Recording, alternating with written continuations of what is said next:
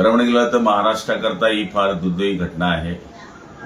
महाराष्ट्राचा खरा दादा आणि बारामतीचा किल्लेदार, वक्तशीरपणाचा माणूस, अजात शत्रू आपल्यातून हिरावून गेलेला आहे. खरं म्हणाल ते महाराष्ट्राचं फार मोठं नुकसान आहे. ते कोणत्या पक्षाचे होते पेक्षा ते सगळ्यांचे दादा होते.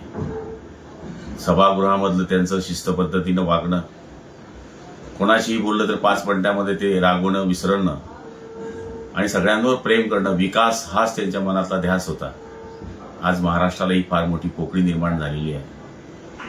ही पोकळी कधी न भरून निघणारी आहे.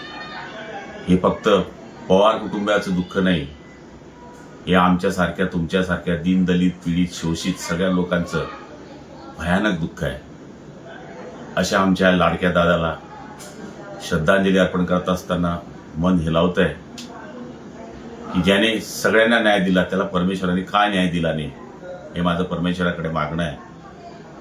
पण असो, झालेली घटना ही सत्य आहे असं मी मानतो आणि ते आपण पाहिलेलं आहे. अशा आमच्या दादाला जळगाव जिल्ह्याच्या वतीनं मी भावपूर्ण आदरांजली अर्पण करतो. शांती.